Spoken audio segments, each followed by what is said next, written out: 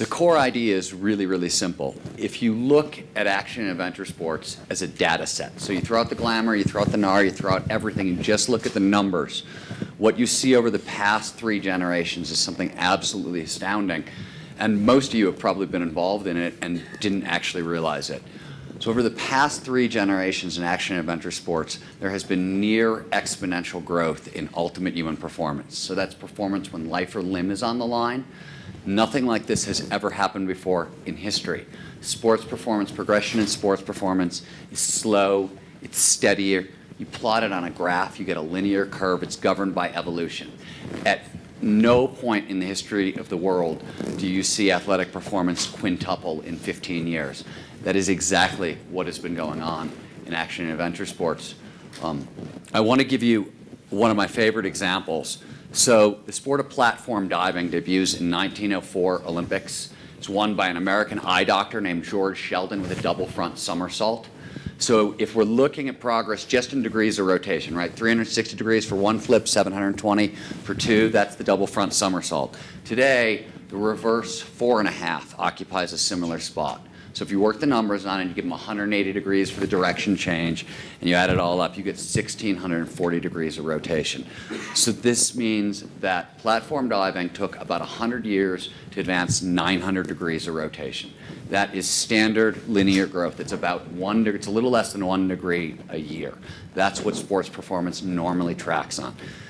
Let's jump to big air skiing. Very similar to platform diving, right? You take off, you land, you're judged on what you can do in the air in between. So the sport shows up in the X Games in 1999. Jeff Cousin wins it with a switch 720. So if we ignore the difficulty of taking off backwards and landing backwards, we're just left with 720 degrees of rotation. Jump forward to 2011. TJ Schiller takes home X Games silver, not even gold, but silver with the double cork 1620, which is 2,340 degrees of rotation. So 100 years in platform diving to advance 900 degrees. Skiing goes 1640 in just 12 years. We've all seen other classic examples of this. Wave height has gone from 25 feet to 100 feet in the past 25 years. Snowboarding, 1990, biggest jump anybody hit was the Baker Road Gap. It's 40 feet end to end. Today we're up to 190 feet. That is nearly exponential growth. Nothing like this has ever happened before. The phenomenon is ubiquitous, and it raises this really, really core question, which is what the hell is going on? Because you have to stop and you have to realize that this is a fairly unlikely collection of people to drive human performance faster and farther than ever before in history. If you were voting, you would not have picked action and adventure sports for this job. Yet we've driven it farther and faster than any other time in the 150,000-year history of the species. Now, why is this such a big deal besides physical performance? Because as I'm sure almost everybody in this room knows, despite what the popular perception of action and adventure sports is, this isn't just physical skills we're talking about. There are tremendous intellectual and mental skills, so grit, fortitude, creativity, resilience, critical thinking, pattern recognition, all skills that are really fundamental across the boards everywhere in society underpin action and adventure sports. So if we can figure out what the hell is going on, what is driving this incredible performance, we can do something that we've been trying to do for a very long time, which is bridge the gap between the extreme and the mainstream and apply this knowledge across all domains. So what the hell is going on? Of all the things athletes have accomplished, nothing is more impressive than their mastery of a state of consciousness known as flow. Now, some people know flow is runner's high, being in the zone, being unconscious. Is there anybody here who doesn't know what I'm talking about? Who hasn't experienced a flow state? Okay, that's so great. It is so rare. I give this talk all over the place. It is so rare. So even those people who aren't action adventure sport athletes have some passing familiarity with flow. The experience exists on a scale from microflow to macroflow. Microflow is literally if you've ever got so sucked into a conversation that whole hours go by and you haven't noticed, that's flow. If you've ever got so sucked into a work project, nothing else seems to matter, that's flow. The sensation is called flow because that is literally the sensation conferred. In flow, we move effortlessly, seamlessly, fluidly from one action, one decision to the next. It's being swept away by the river of ultimate human performance. It's high-speed problem solving. We technically define flow, scientists, researchers, as an optimal state of consciousness, a state of consciousness where you feel your best and you perform your best. It is, and this is a very key point, it is not just action adventure sport athletes. It's not just athletes. This phenomenon is ubiquitous, to use that word from earlier, meaning it's available to anyone, anywhere, provided certain initial conditions are met. So this means everybody from assembly line workers in Detroit to jazz musicians in Algeria to software designers in Mumbai are using flow to drive performance. Researchers now believe that flow sits at the heart of every athletic championship, underpins most major scientific breakthroughs, and drives significant progress in the arts. World leaders, Bill Clinton, Tony Blair, they've sung the praises of flow. Fortune 500 companies, Ericsson, Toyota, et cetera, have built their entire corporate philosophies around the state. From a quality of life perspective, psychologists have discovered that the people who have the most flow in their lives are the happiest people on earth. And for reasons that we're going to get to in a moment, action and adventure sport athletes have become the very best flow hackers in the world. So I want to give you a little bit of history. I also want to give you a slightly better definition of flow. In flow, action and awareness, our focus gets so tight that action and awareness start to merge. Your sense of self, your sense of self-consciousness, your sense of self-doubt, your inner critic, all that stuff goes away. Simultaneously, time gets wonky. Sometimes it slows down. You've ever been in a car crash, you know what I'm talking about, freeze frames. Sometimes it speeds up and 5 hours will pass by in 5 minutes, but time gets wonky. You have quasi-mystical experiences in deep flow states. People feel one with everything. Surfers talk about being one with the ocean.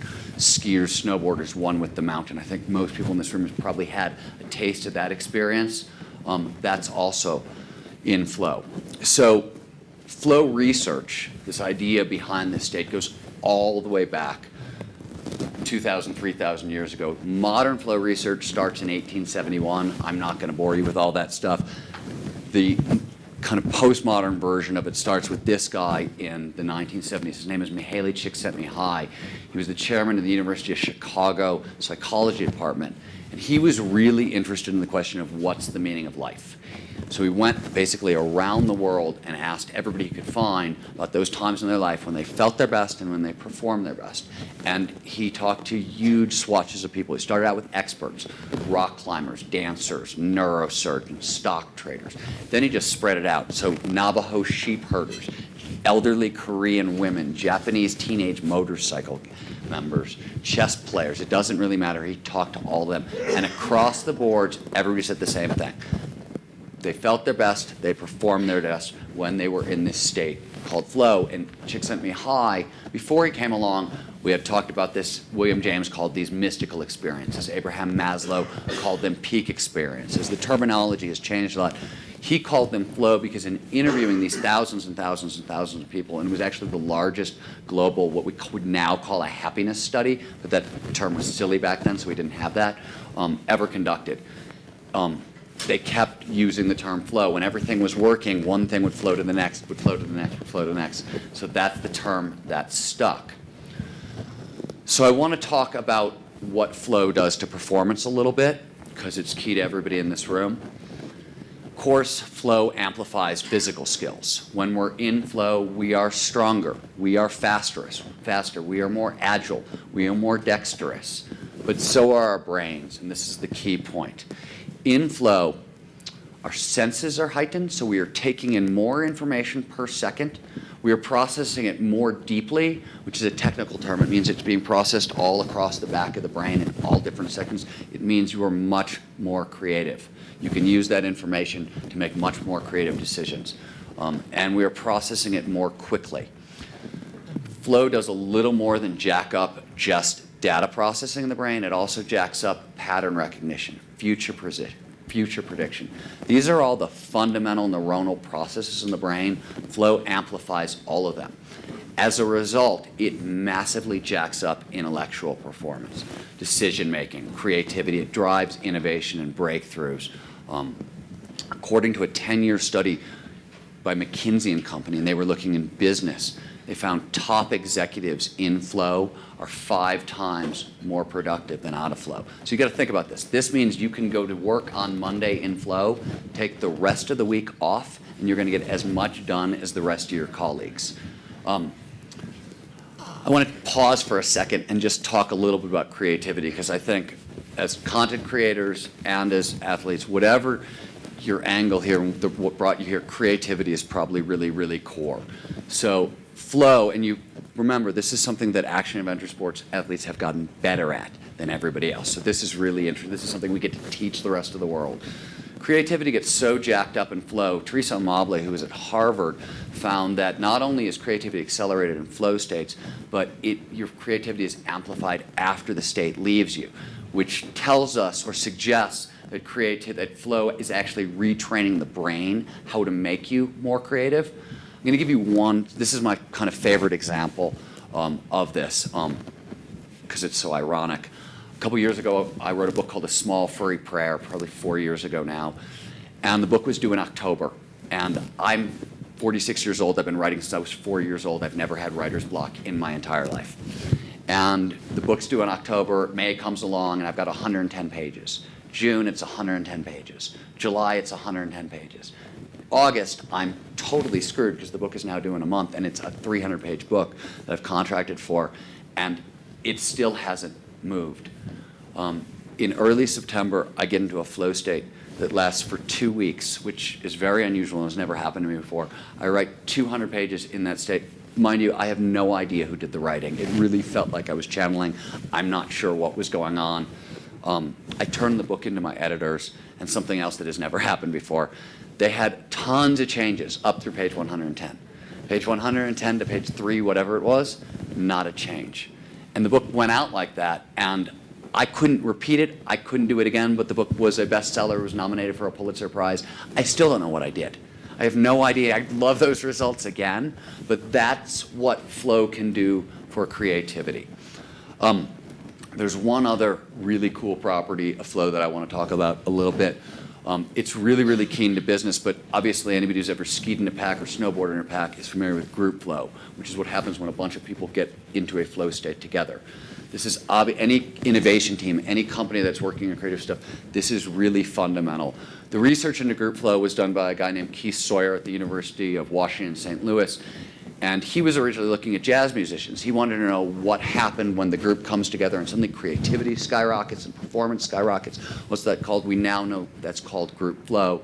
And it works very similar to kind of individual flow. And it's a whole is greater than the sum of its parts effect. So I want to, you barely see that. I'm sorry about that. So I want to tell you what flow looks like under the hood, and I know this is going to be a strange place to talk about neuroscience, but I'm going to talk a little bit about neuroscience, and I want to tell you why I'm going to talk about neuroscience. They always say that if you really want to understand something, talk about first principles, meaning get it down to its simplest idea. Neuroscience is the mechanistic view of psychology. So psychology is very amorphous, it's very weird. Why we have feelings are very unclear. Neuroscience is the engineering eye view of that, and I'll try to keep it really simple. Usually when people want to talk about the neuroscience of flow, they're talking about 3 different things: neuroelectricity, neurochemistry, and neuroanatomy, which are the 2 ways the brain talks to each other and where in the brain something is taking place. I'm going to throw out neuroelectricity because it's a little complicated, it's a little dull. I'm going to talk about neurochemistry. So flow is a cascade of neurochemicals. Some of these are probably going to be familiar to you. You get norepinephrine and dopamine. A lot of these chemicals show up in ADHD drugs. Why? Because they drive focus. They amplify pattern recognition.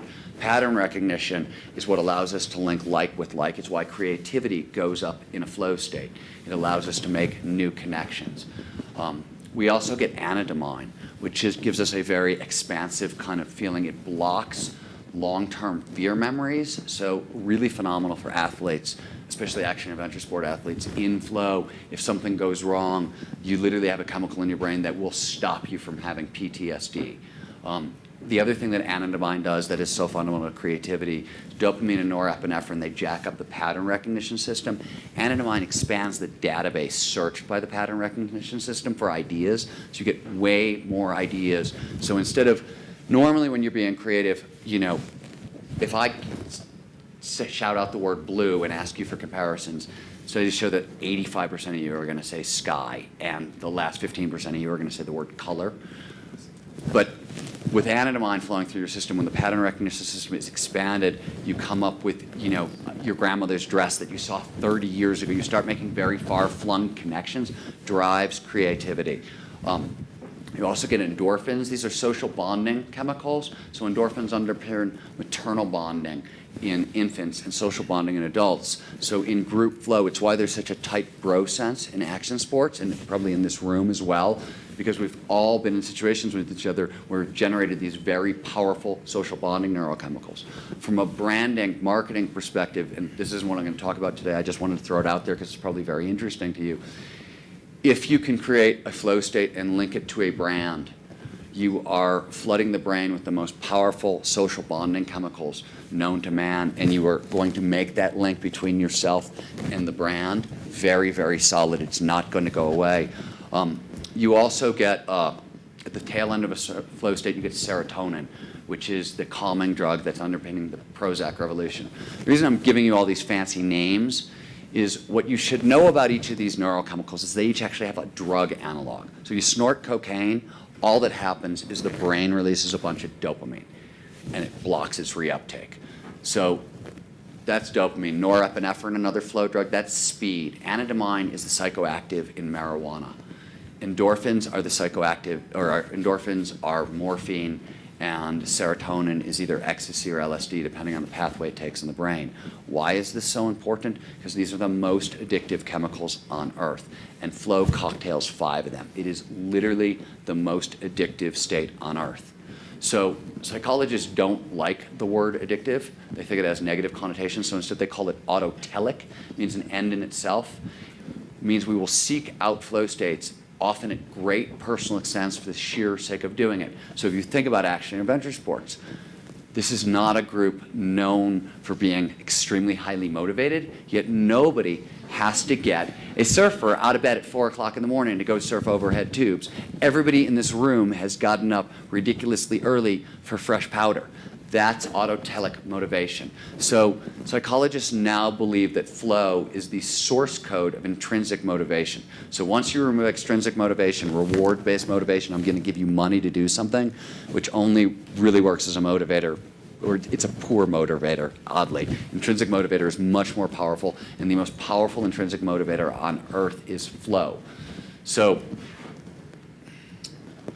I also want to tell you quickly, these neurochemicals all jack up the immune system. They reset the nervous system, and they amplify the immune system. One of the things that I do is with my wife is we run an animal sanctuary in northern New Mexico. We work with very, very sick animals, hospice care for the elderly, and special needs care. So our dogs are blind. They're 3-legged. They have 17 different diseases, and they all come to us from a vet who usually says, yeah, it's a super sweet dog, but it's going to be dead in 3 weeks. We have a flow-based healing methodology. Our dogs live for years, years and years, which is sort of unfortunate because they get expensive, besides the point.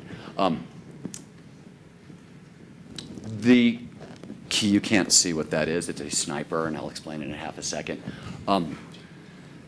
The other thing you need to know about all those neurochemicals that I just kind of spat out at you is a shorthand for learning and memory. Is the more neurochemicals that show up during an experience, the better chance it moves from short-term holding into long-term storage.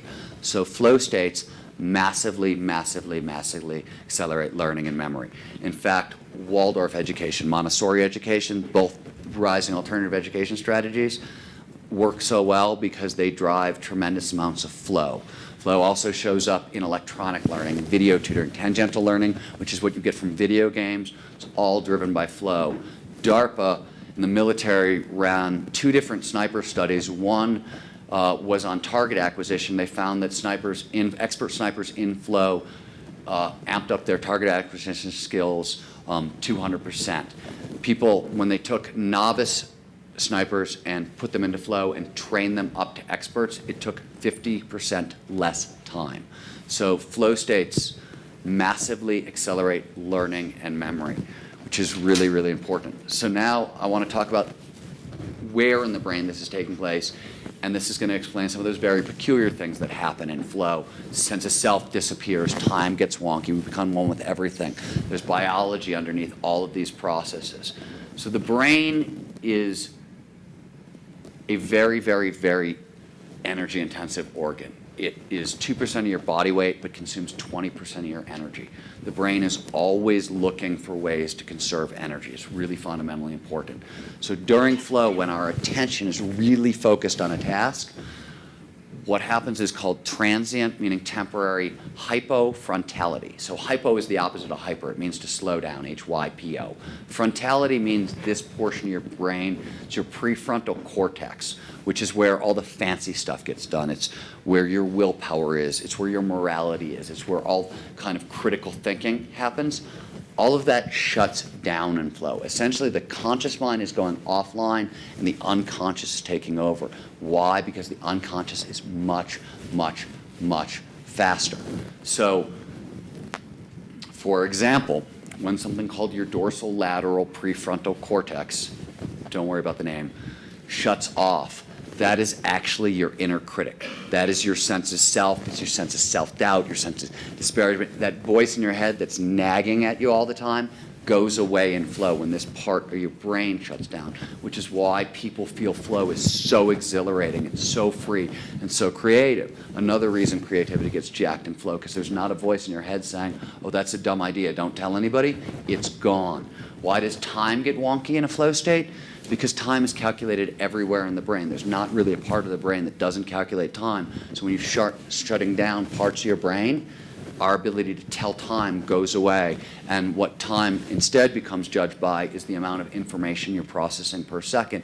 And since flow is massively jacked up information processing, and you're taking in more information and processing it more quickly, time goes by very slowly or very quickly, depending. The quasi-mystical experience, the oneness with everything, that is because there's a part of our brain called the right parietal lobe. This work actually came out of meditation work. They were looking at Franciscan nuns and Tibetan Buddhists who both experience a oneness with everything or a oneness with God's love, depending on which religion. That's who did the groundwork on this. But there is a portion of your brain that helps you kind of navigate through space. It judges angles and distances, says your body is here and that chair is there. And people have a stroke or brain damage to the right parietal lobe where this takes place. They can't sit down on a couch because they don't know where their leg ends and the couch begins. In flow, that portion of the brain totally shuts down. There's no information in and no information out. So at that moment in time, because there's another deeper portion of your brain that asks safety and security questions every couple of milliseconds, where am I being one of those questions, where am I gets directed to the right parietal lobe, which is shut down in deep flow experiences, also in deep meditative experiences. Your brain can no longer tell the difference between the finite self and the infinite everything else is out there. So at that moment in time, you literally are one with everything, which is interesting because that notion shows up in every single religion all through time. Meditators will spend 20 years trying to teach themselves to concentrate this much to do it, and yet you can strap on skis or a snowboard and have that sensation in an afternoon, which is pretty astounding. So there is a big rub here, which is flow might be one of the most desirable states on Earth, but it is also one of the most elusive. Seekers have spent centuries trying. No one has found a reliable way to produce this experience, and definitely with not enough consistency to drive radical change in something like ultimate human performance. That is obviously not the case with action and adventure sport athletes. So the question we started with, why? What the hell's going on?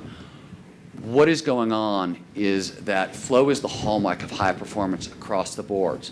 But in situations where any error that could be fatal, perfection is the only choice, and flow is the only guarantee of perfection. Thus, flow is the only way to survive the fluid, life-threatening conditions of the big mountains, the big rivers, and the big waves. So when it comes to the upper edge of action adventure sports, the choice is really stark. It's flow or die.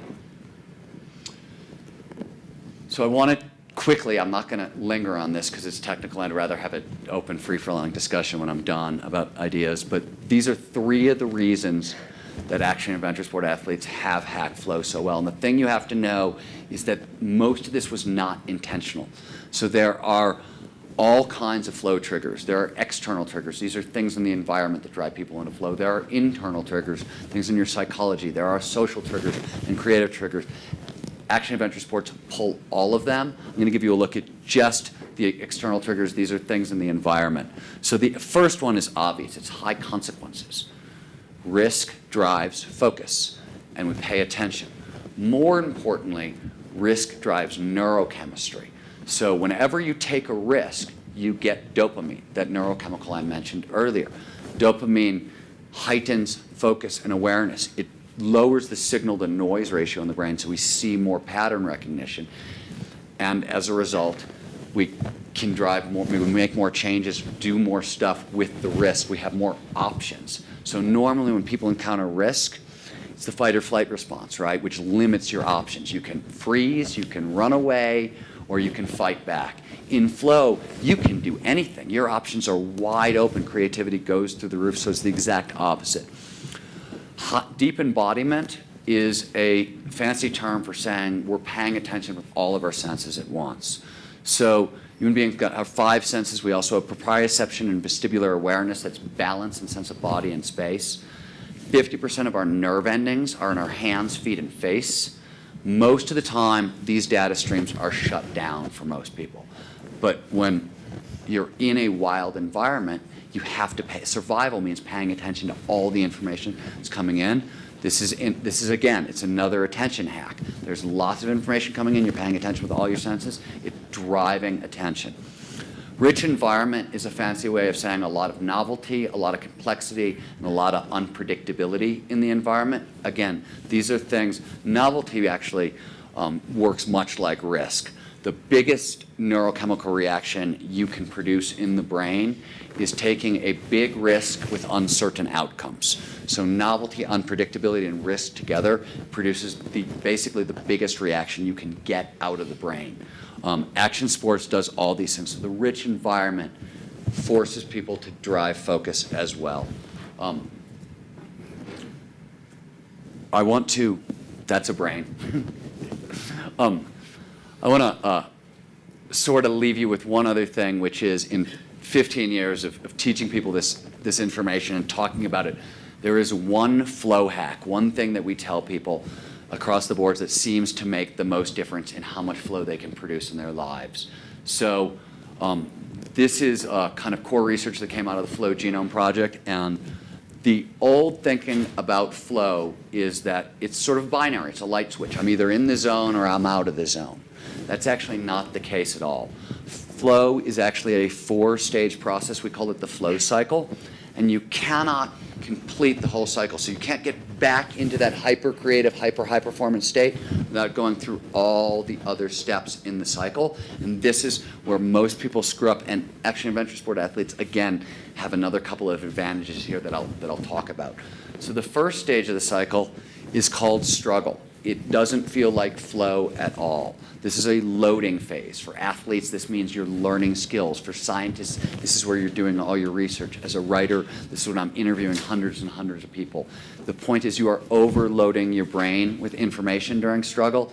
It feels like crap. You are basically driving yourself into frustration. It feels exactly as far from flow as flow can get. So flow starts out the exact opposite of where it goes.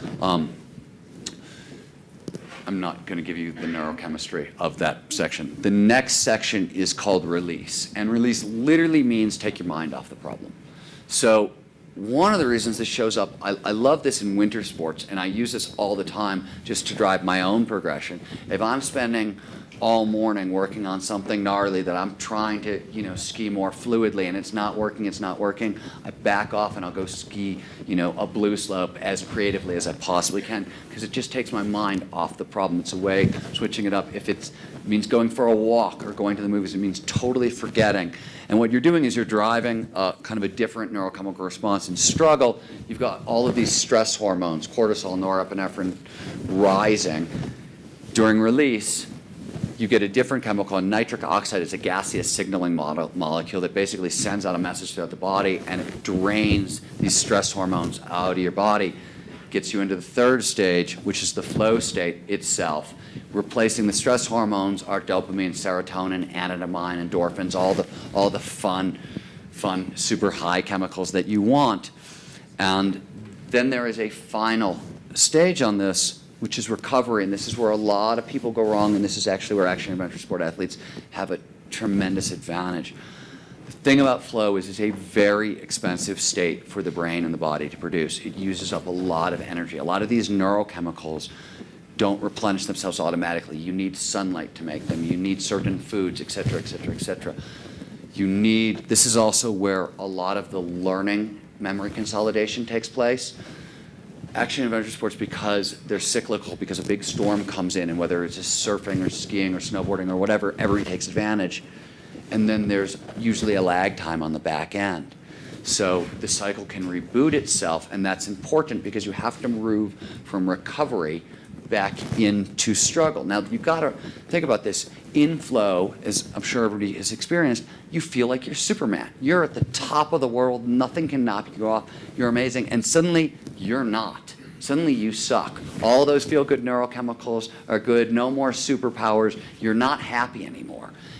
To restart the flow cycle, you have to move from that back into struggle. That is very, very, very difficult. People can get hung up there for years. In our general work environments, this is also something we forget.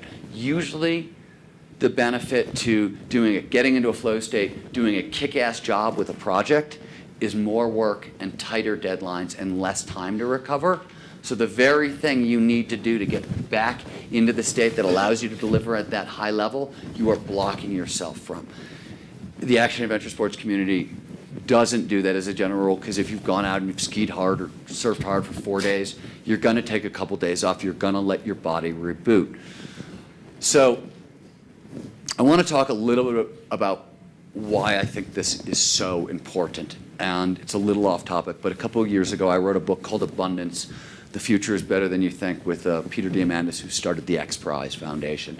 And the core idea behind Abundance is that right now, and I'm not going to go into any details, but right now there are 4 emerging forces in the world today that give humanity the ability to significantly raise global standards of living over the next 20 to 30 years. We really believe we can solve our grand challenges: water scarcity, hunger, these sorts of things. We also do not believe this is automatic. Abundance is not a techno-utopianist idea, so technology progression alone will not get this done. Abundance, driving us to this world, is going to require the greatest cooperative effort in history, without a doubt. And the reason flow is so important is because if we all just kind of get together and work at our average, we're not going to get it done. And for those of us who have been looking at, world forces and these things, we all believe the choice is abundance or catastrophe. There doesn't seem to be much middle ground. Either we're going to get swallowed by global warming, or we're going to fix this. So we need everybody at their very best working together, and the only way we get everybody at their very best is flow. So one of the things that I think is so important in Rise of Superman is we are bridging the gap from the extreme to the mainstream. We are saying, hey, action adventure sport athletes have gotten very, very good at something, and they have a lot to teach the rest of us about this. And honestly, I think our survival is actually at stake because of this. So I want to leave you with Howard Thurman was a great civil rights leader. I want to leave you with his idea, which is don't ask what the world needs. Ask what makes you come alive, because what the world needs most is more people who have come alive. The data is really, really clear. Flow is the very thing that makes us come most alive. It is the mystery. It is the point. And I think for all of us, it's time to rise. Thank you.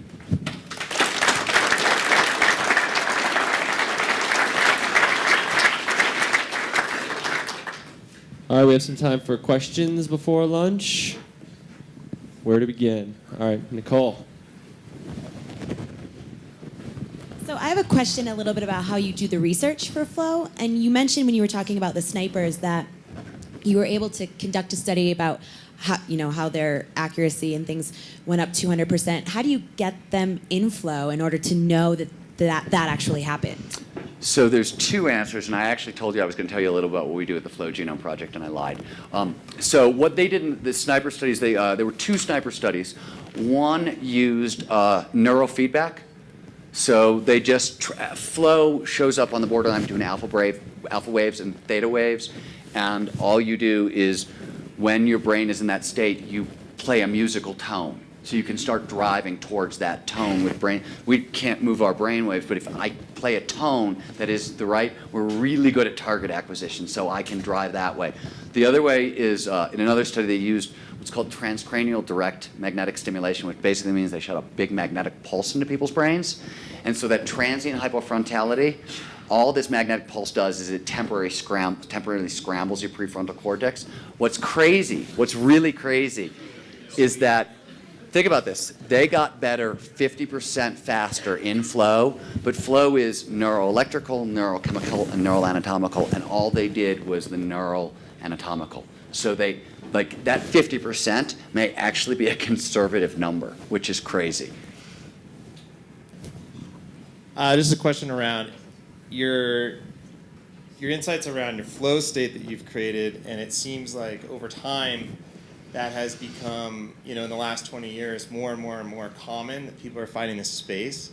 But then if you think about human society at the same time, we have gotten more and more distracted in that same amount of time to a point right now where it seems like we're a very heightened state of focus is such a, it's so hard to find in your day because you're doing so many different things at one time. And I'm kind of curious because it seems like a contradiction, but yet, is there a correlation there in your opinion? There's really interesting stuff about ADHD and focus, and the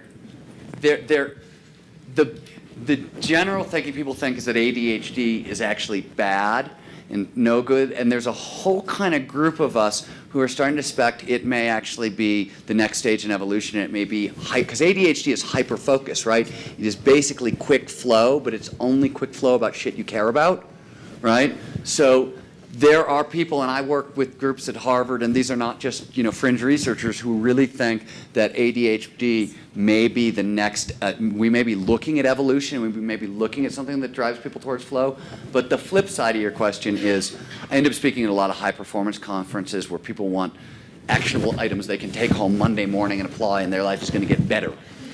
And I always tell people, I'm like, look, there are a lot of great people who have come up today and given you those action items, and my advice on flow is, if you really care about this stuff, everybody who's good at this has thrown out their entire life and replaced it with only things that generate flow. So which, and myself included, I do three things, basically. I write, which is flow. I hurl the meat carcass down a mountain, which is flow. And I run an animal sanctuary, and there is a flow-based there's altruism-based flow state called helper's high. So people have different on-ramps into flow. Altruism is a very common on-ramp. So the only three things I do in my life are things that generate flow. And most people I know who are really good at this, that's what they've done. They've thrown everything else out and started over. So it really keeps you focused on, it keeps you on mission at a kind of a really core level. Does the frequency that you experience flow impact how easy it is for you to get in flow in the future? Yeah, so that's one of the real big deals about action adventure sports, seems to me. The more flow you have, the more flow you have. You're training your brain. It's like neurons that fire together, wire together. I'm sure everybody in this room has heard that. Same is true with flow. So you are grooving pathways in the brain. It's basically like a river running through a canyon, right? And the more times you get into flow, the more times you get into flow. So it brings it out. So I need, for example, if I have a bad day on the hill on Saturday or Sunday when I get out there, my writing during that week, my chances of actually getting to a deep flow state that coming week go down. So I do everything training-wise I can to maximize flow as an athlete so I can maximize flow as a writer. And I've also found that it switches back and forth. If I'm getting into flow as a writer, there's a better chance I'm going to get into flow on the hill. So it seems to feed off each other. Dirk. Stephen, maybe just talk a little bit about the athletes you spoke to in your research. And then the second question, I have two questions. The second one brings back to sort of our earlier conversations is around content and how you're creating content and then you're using additional content on several levels to basically define book marketing and push this message out to create content. So I think, let me repeat his question, which is, this is probably much more appropriate for you guys. We are trying to reinvent book marketing around Rise of Superman, and we are trying to really change the discussion in action sports and really bridge the gap between the extreme and the mainstream. We're also trying to kind of unite the entire action sports community, not just silo it into specific sports. So we're doing a lot of really interesting and different things. And if you're curious about any of it, I can talk a little about it now, or you can catch any of us later. Dirk is involved, Johnny Alamo, the Inkwell guys, myself, or Dave Stanton, who's sitting at the end there. Raise your hand. The athletes involved, when I started researching Rise, I have a long action sports background that most of you probably don't know me because I was out of action sports and doing more science-based stuff around 2000. But back in the 90s, I helped start Freeze. I was deep in that world a little bit, and but I went to the best of the best. So Travis Rice, Danny Way, Dean Potter, a lot of Shane McConkey stuff is woven through Rise. So there's a lot of people kind of in and around Shane's world. Jimmy Chin, I'm on and on and on. I'm forgetting dozens of names. It's really 15 years worth of research on my end that went into this book, and hundreds of athletes at this point. But we're also, as he said, the book marketing, like a lot of other kind of content marketing, book marketing is do a 3-month campaign, reduce your book to a simple tagline. So Malcolm Gladwell's Outliers became the story of success. Well, sort of. It's actually sort of the story of success and really the story of a whole lot of other shit. And the cool thing about a book is that you can't reduce it to a tagline. There's 15 years of my research, 10 years of my partner in the Flow Genome Project research, and 25 to 50 years of the smartest people I know in the world on ultimate human performance packed into a book that's super fun to read and is yours for 6 hours. That's the kind of leverage you can't get anywhere. It doesn't show up in any other content form. So everyone wants to hide that fact. They want to hide the fact that, hey, you're going to have to spend 6 to 7 hours reading this book. And my feeling is, oh my God, you can get 50 years worth of knowledge in 6 hours? That's crazy. Let's celebrate that. So that's what we're doing. We're building a content pipeline that kind of surrounds the world of flow. So we're building one pipeline that starts in action and adventure sports and goes into traditional athletics and sort of goes into health and wellness and kind of out into business. And then we're starting another pipeline that starts in very high-profile public intellectuals, innovators, entrepreneurs, thought leaders, and drives out and will eventually cross over with the action and adventure sports world. And the whole thing is it's not just, obviously, the book is just kind of a very small starting point. There is the film, and ultimately, and this is what I said I was going to tell you what the Flow Genome Project is. The Flow Genome Project, the idea here is I've given you a whole bunch of science, and the truth of the matter is this is the very front edge of what ultimate human performance looks like. We are just now getting the tools and technologies. That flow cycle I showed you, we couldn't have done the research 7 years ago because we couldn't measure these things. So what we want to do at the Flow Genome Project is literally open source ultimate human performance. The idea is to turn flow into a giant movement to try to basically capture everybody's data and reverse engineer the genome of flow. So the ultimate big call to action here is, hey, this is ultimate human performance, and we've done some of the groundwork, and probably, hopefully, all we've done is told the story and given everybody a common language. But this is a giant, living, research project that involves, as far as I'm concerned, the whole world. So anybody who wants to play can play, and we're building, content-wise, a big tent that can bring everybody in underneath that. I don't know if that makes sense or answered your question, but that's as good as I can do. Sure. Hey there, it's Chase. I have a question about creativity is one of the primary focuses of my life, and trying to tap into it as regularly as possible. I like the cycle that you illustrated, and it seems like that cycle is evident in a lot of other parallel universes. For example, dreaming.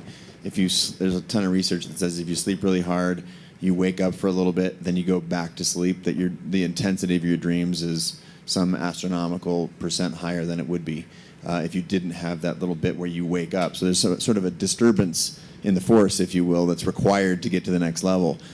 And with regard to creativity in this pattern that we're talking about here, and it was on your slide, what is the duration of that space? Is that interruption? Is there an optimum interruption before, if you're working on a problem, you need to step away and get back to it? Can you talk to that for a second?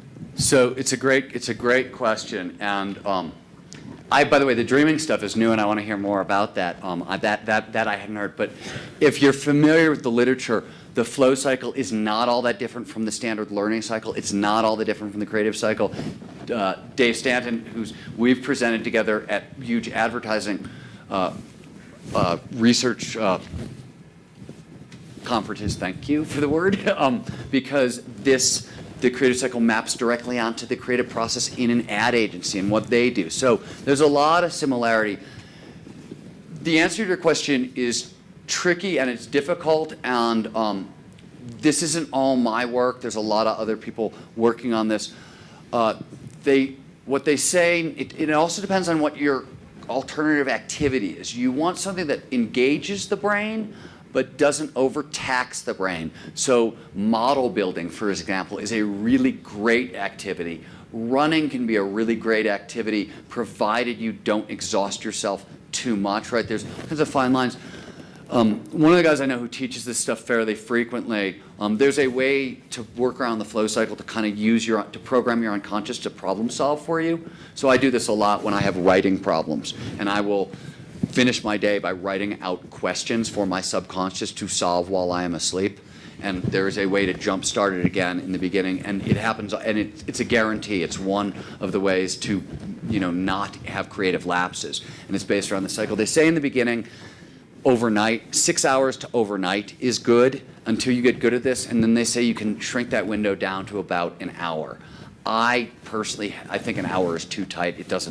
I can't do it that much. But we don't seem to have good knowledge on it.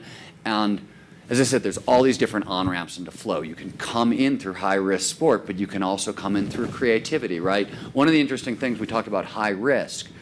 Creativity is actually a hack for risk. So when you make a creative decision, what you're doing is you're taking a mental risk and you're requiring pattern recognition. It's the exact same thing as physical risk. So one of the ways we teach people to hack physical risk is with creative risk-taking, but to do it in a specific way that I'm not going to talk about. But again, we don't know, and it may depend on the gateway in, and there's certainly a ton more research to be done on that one. And if you want to help with the research, come talk to me. I think it's amazingly cool that this is how the brain evolved. So flow, I always say shorthand for flow is massively heightened decision making. You are making better decisions. You are not making perfect decisions. Everybody's had tons of creative ideas in flow, and you come back to them Monday morning when you're not in flow and you're like, oh, this sucks. You were wired to do that. It's the greatest thing in the world. We get all these brilliant ideas, and then all the neurochemistry drains away. There's no more happy man, Superman feeling, and you're just faced with your ideas. So there's a natural built-in evaluation period that you can take advantage of. The problem is that people get too emotionally attached. They evaluate the ideas and think this sucks, and they attach emotionally to it rather than kind of staying neutral. And if you attach to that, oh, this sucks, you can't go from recovery back into struggle, because if this sucks and all your ideas are bad, you're not going to get fired up to jump back into struggle and start all over again. All right, let's hear it for Stephen Kotler. Thank you. Thank you.